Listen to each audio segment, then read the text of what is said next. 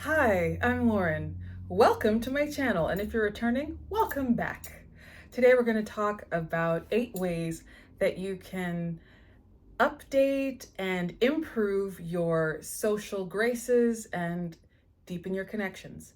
So before we get into the video, be sure to like this video, subscribe to the channel, turn on all notifications, and check the links in the description box below. My book is available. My books are available for purchase as a paperback and Kindle edition. All right, so let's get into it. So the thing where I'm coming from with this is, look, none of us are going to be perfect at being socially graceful all the time. None of us are able to always know the right thing to say or be perfect in our timing, but sometimes just having a few pointers can help us remember ways to keep our presence unforgettable and to leave a good impression. So here we go. And I have a list here. They're not like memorized. I just live them as best I can. Okay, so number 1, always say thank you, excuse me, and please when someone has done a favor for you or when you're apologizing. An example is like saying, "Oh, thank you so much. I really appreciate the napkin. Thanks. Thank you." Or as well, you can say something like, "Excuse me, do you know where the napkins are?" And you can also say something like, let's say someone's brought you something and you might have dropped it or flubbed it and oops, oh my goodness. So what you would say is, excuse me, sorry, I didn't mean to. And you go off and you get whatever it is that you need to get. So yeah, saying thank you, excuse me, please when someone's doing a favor for you or when you're apologizing, it just gives you a little extra social lubricant. And it also helps as a way to fill in the awkward filler time in conversation. When you say, "Oh, excuse me," there's time to think about like how you want to say, like, "Oh, excuse me, you have paper towel stuck to the bottom of your shoe?" You can do that and say, instead of just being like, "There's tissue on your shoe," like there's a way of saying that and you keep it graceful. Okay, so number 2, write a note to someone you love who has received good news or to someone you love who has received bad news. Now, this is something that I've always enjoyed experiencing. I think in the days of, given that most of our correspondence now is via email, there is something really romantic and joyous about receiving a written note via the mail. And it doesn't necessarily have to be on fancy stationery. It can just be a paper cut from a notebook or an index card. But what matters, of course, as we all say, is the thought that went into it. And you just put that in an envelope, seal it, stamp it. Now, if you're me, I'm gonna be a little extra and add some frills to it because I just think it's beautiful. And I'm discovering or rediscovering my love for pens. But, taking the time to acknowledge someone's successes really shows them that you're there for them doing well. And at the same time, when they go through something that's negative, it means the world for people to know that you support them, that you're not just a fair weather friend or colleague or associate or acquaintance. So little touches like that help to make your presence in their life unforgettable. Okay, so now we're gonna go to number 3. And this is really beautiful, and it applies both in an academic setting as well as the work setting, short of, anything that would go out of the realm of professionalism. But this number 3 point is invite your least popular classmate to your party. Simply because that person is probably rarely invited anywhere, it would mean so much to them. And it's true, we enter many spaces in which the social context of that space is not clear to us. Let's say for students in middle school or entering high school, you might have joined a class that had been together, the year prior, maybe at the same school. And among those people, one of the students is kind of ostracized. It's very easy to go with the flow and just say, well, if no one's hanging out with them, I don't want to hang out with them. But one of the things that happens is sometimes there's a falling out that has nothing to do with the kid being weird or bad. Sometimes it's just, they don't get along, or maybe they're being ostracized because the people who are pushing them out are bullies. So it means something to even just, go say, hey, how are you? Oh, I saw you over by the, lunch counter, and you like oranges apparently. Want to talk about it? Or, hey, I'm going to have a party. Everyone's coming. You're invited. It doesn't have to be some big thing, but just doing that, it means a lot to people to be invited. And I think it's really important for us to remember, don't be jaded when people say no. Still invite them, because a lot of times people are dealing with things. It's social anxiety, it's budgetary concerns, it's maybe grief, or they're dealing with heartbreak. There's all kinds of things going on in the background. And so we can't always know why someone has said no, but it's still good to reach out. And especially if there's someone who's kind of distanced themselves a little bit, sending that invitation lets them know you care and you're still thinking about them and you still want them in your life. So that's a good one. So then the fourth one here is to contact or visit a friend who is sick at home or in the hospital. And I mean, I want to say that goes without saying, but I do know that it's really easy in this modern time to just get updates and text and then forget how deeply impactful your physical presence is. You have an impact on people. Every single person has an impact on people. And we underestimate it because we look at ourselves and we go, well, I know my warts and all. I know what's wrong with me, or I'm not feeling so great today. How could I possibly make somebody feel better? But the thing is this, you don't have to be the most charismatic person on earth to lift someone's day. Remember, it's knowing that you're being thought of. When someone sends you a gift or leaves you a note, a positive note, it lifts your mood. It feels great to be acknowledged, to be seen, to be remembered. And for a person who's unwell, or whether it's, a chronic thing, a temporary thing, it's that support. Even in the moments when you're not there, it's almost like a positive residual effect, because then that person always remembers, oh, that person thought of me. Oh, that person reached out to me when I was in the hospital. That person, showed up and brought me, a tray of cookies that I shouldn't have eaten because I was sick and I couldn't have sugar, but my gosh, those cookies made me feel better, or whatever. You know, FaceTime, quality time with people who are not, in the best spirits. And again, that sickness or illness. It could also be dealing with mental health. It might not be just physical illness. If you know that there's a friend who's suffering with depression, or severe panic or panic attacks, or anxiety, or what have you, sometimes company is such a healing element. Just spending time with someone. You don't have to have all the answers. It's probably better that you don't tell them, here's what you should do, because they might know what they should do. They might not have the energy for it. So just being thoughtful and being there and just taking up space with and spending time with, it really, that visit really does wonders. Okay, next one. So here we have, hold on, let me make sure. Yes, so now we are at number 5, and that is always RSVP promptly to every invitation you receive.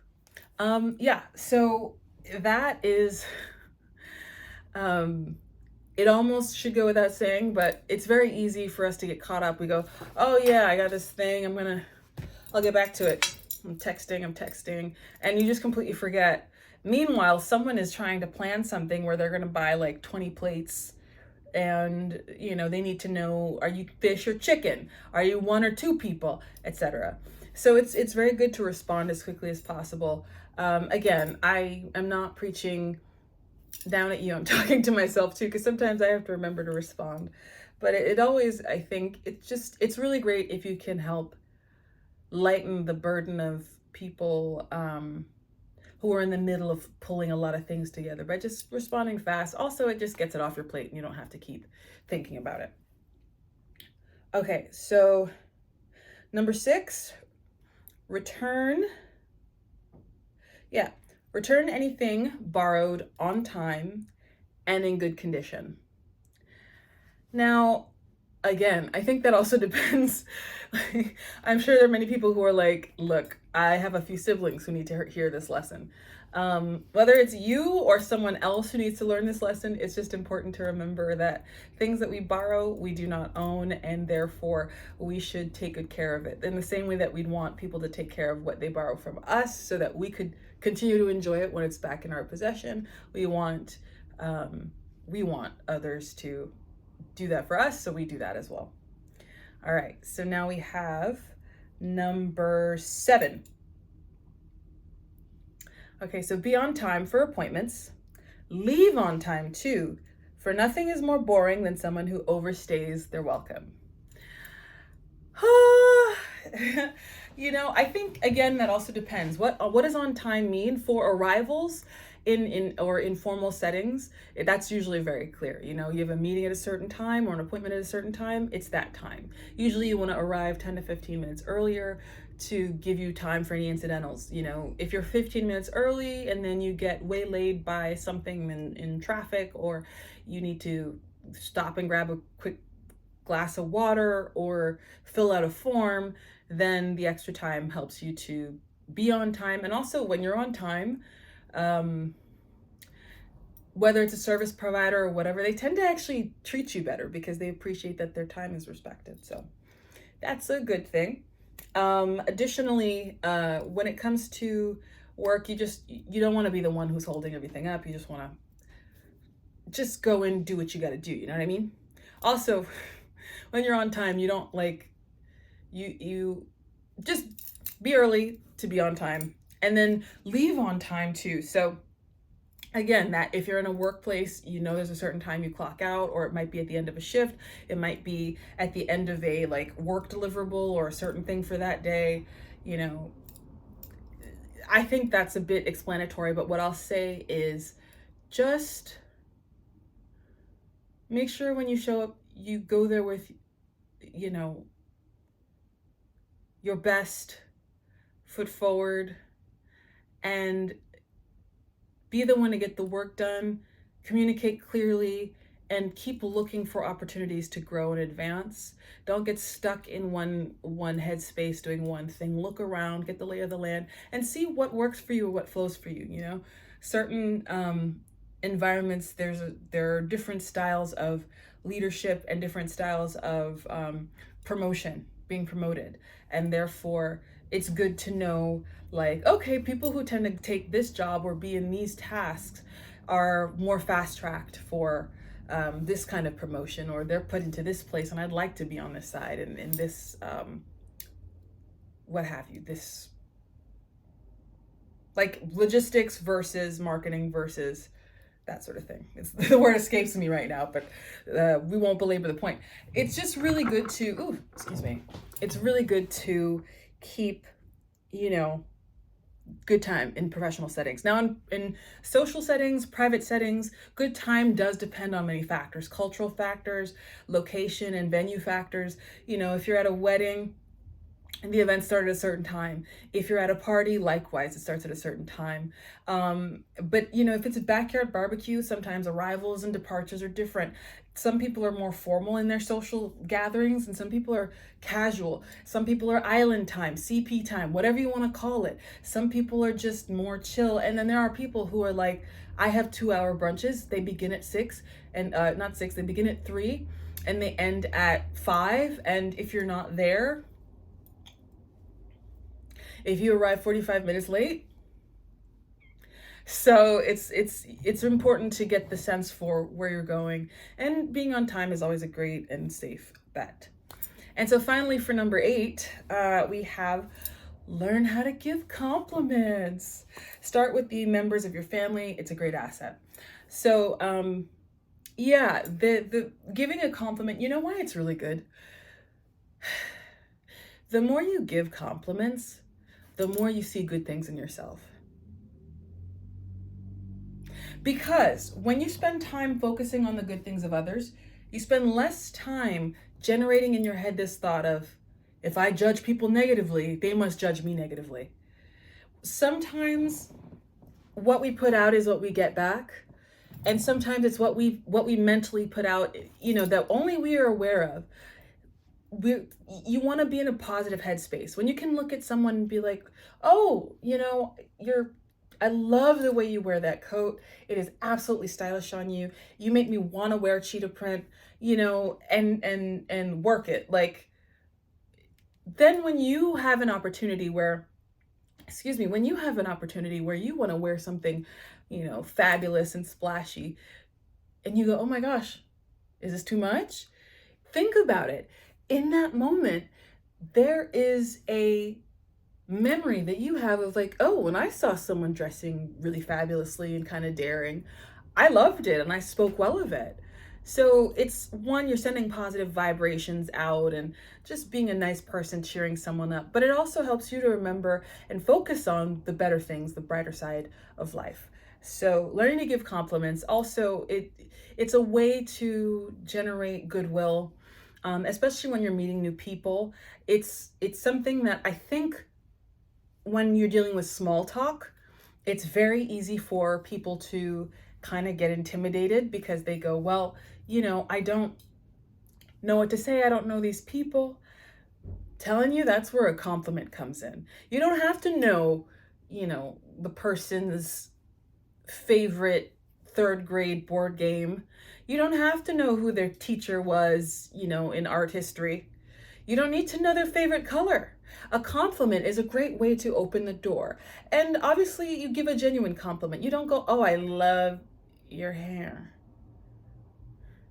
You don't do that. That's sarcasm. It's going to come across. It needs to be genuine in the eyes. Like, and you need to see here, it needs to like actually come across that you are genuinely interested in whatever that thing is.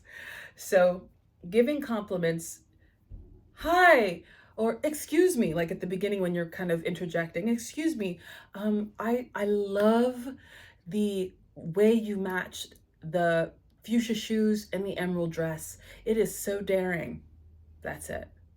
You point out something you like and a positive sentiment that you have with it. And you can do it like it's like this point says here. You can do it with family first. Practice on the people who you are worried the least about their response, like a negative response. Okay, they didn't respond so positively to it. They might give you pointers, like tell them, like ask them, like, hey, what was it awkward? Was it overly like fawning? Like, what happened? And and of course take the feedback in stride. But yeah, it's the world gets a little prettier for both you and for the people around you when you learn to compliment. And you don't have to sound skeevy. You don't have to, there's no like inherent, and it's for men and women, there's no inherent weirdness to a compliment. Sometimes saying it boldly with a really intense earnestness, like, I don't mean like, I don't mean like that, but I mean earnestness, like, I like this thing, as opposed to like, I kind of like that. Being earnest and saying, I like this that you wore, the way you did that thing, or I like how you drew that. That creates this, people tend to well read good intentions, but remember, you have to communicate this with your eyes. Like, it needs to be something that people don't have to interpret. And sometimes the interpreting comes from, again, the nervousness. If you're nervous about talking to strangers, if you're nervous about seeming too eager, start low stakes. Compliment your grandmother. Compliment, your door person, your the concierge at your building. Compliment the the janitor who did a really good job, buffing the floors. Like, they're shinier than they've ever been. Compliment part of why compliments are so scary for some people is because you do it too rarely. And so when you need it to be really good and to land well, you're like, I'm obsessed with your shoes. Like, you need to practice when it's low stakes. Practice on family, practice on friends. They might be like, dude, you're weird. And be like, well, I'm just trying to become more positive.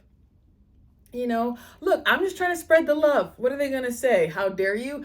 I mean, if they hate good things, that's a them problem, isn't it? So, anyway, those are the 8 things. I hope somehow this has been instructive and informative and instructional and informative. And I also have to thank Ophelia DeVore. I was a student along with my mother of Ophelia DeVore's etiquette class, etiquette, School of Etiquette. And I actually met her. It's really interesting. It was She was really glamorous. She had a whole fur coat, fur hat on. She looked amazing. It was her son who was teaching myself and my mother. So, you know, these are pointers and things that I learned a little bit from my own family culture. Just this is the way, some of the things that we do and the way that we are. But it's also, you know, I have these very nicely reified instructions on etiquette from Ophelia DeVore and from her her school, her etiquette school. And so let me know if you want more etiquette stuff. I'm thinking of continuing and doing like a few etiquette videos here and there, as it is something that I enjoy. And there are some etiquette YouTubers that I'm also, I enjoy as well. So I just think it'd be great to be inspired and create content with, and it's all a part of lifestyle and living well. So be sure to like this video, subscribe to the channel, and turn on your notifications so you can see when I upload more etiquette, manners, and living well videos. And I thank you so much, and I will see you in the next one. Bye.